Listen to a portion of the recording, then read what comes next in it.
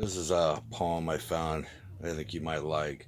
It's by Tsleeveless. It's called Teach a Boy to Cry.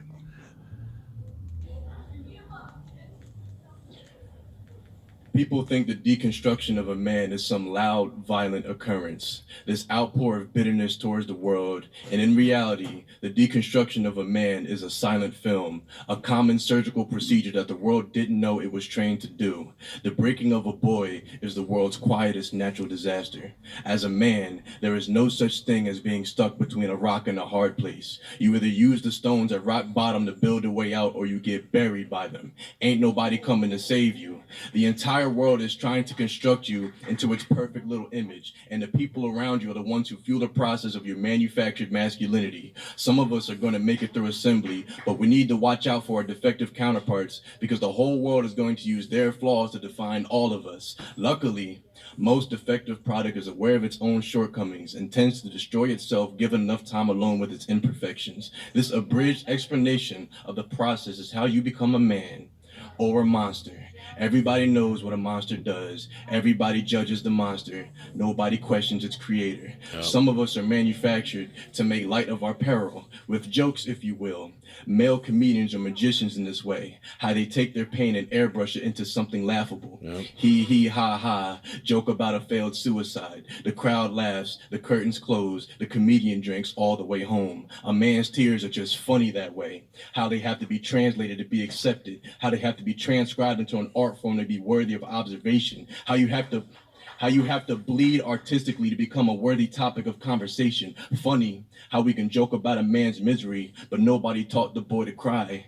But they taught him how to fight. Nobody tucked him in at night so he doesn't sleep at night. Nobody offers protection to the protectors. Nobody provides the providers with provisions. Nobody looks after the overseer. Nobody has ever tried to guide the man who steers. Everybody judges the weak men. Nobody checks on the strong ones. Only other men know how subtle a difference before the transition. Nobody taught the boy to cry, so he would do it at all the wrong times. In the barber chair, getting casket sharp, remembering the funeral of a failed relationship. In the grocery aisle, breaking down because he's weighed down by the tears collecting in his baggage at a soccer game. Yeah. Remembering what it was like to be a boy running towards a goal.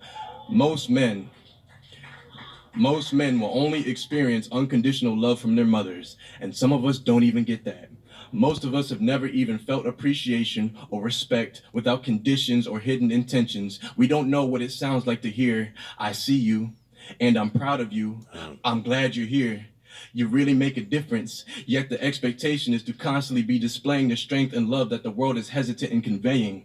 We're expected to have a thick skin but get judged if it turns to a hard shell. The first step in being a man is ignoring the hunger. Cause yes, boy, you're gonna be starving. Yeah. Starved of attention, starved of affirmation, starved of love, starved of being told that you are enough. Step 2 in being a man is comfortability with replaceability. You are only as good as you are useful. You are only as valuable as you are needed by others. Should there ever come a day, boy, where you fail to provide everybody with a smiling face, then do not be surprised when they say all men do is take up space, and you are swiftly replaced. Step 3 in being a man is overcoming your fear of the fire. Because almost everything you will ever try to build will go up in flames. Relationships, careers, hobbies, and yes, you are always to blame. Step 4 in being a man is understanding by the time you finally get all the right answers, these questions will have already changed. You might achieve the strength of Herculean fiction, trying to balance the weight of all these contradictions. Be a man, they say. Definition unknown. Description keep changing. We men, so empty, so irritable, so this, so that. We get told where we are so much we've accepted that who we are ain't even up to us. The blame is always on us regardless. One guilty man's actions requires an innocent man's explanation. Otherwise, you're all guilty by gender association. There are 4 times as many male suicidal ideation because it's been hammered in our head that we're falling short of our societal expectations. Imagine being in a world of hurt for 100 different reasons during a nationwide emasculation season. There is a unique brand of sadness that follows being hated without reason. It ain't no secret. While over 30% of us have attempted to stop breathing, nobody even mentions the men who have succeeded. As the saying goes, every failure is one step closer to a successful attempt. There is no such thing as an attempted suicide. A man's soul dies long before his body has a chance to realize. A man with an old soul is just a boy who contemplated going ghost. For every woman that suffers the same fate, 4 men will follow her to the grave.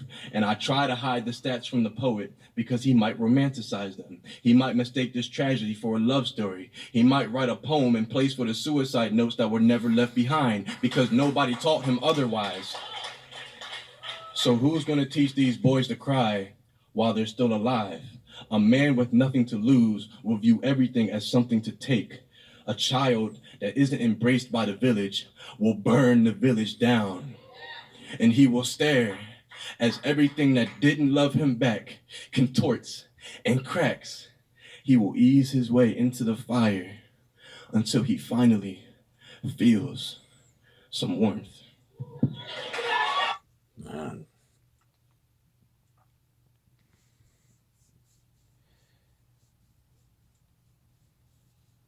That's pretty intense.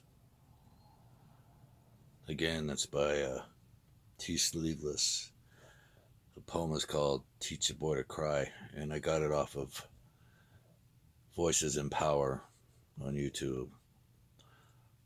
Hope you enjoyed that. God bless you all.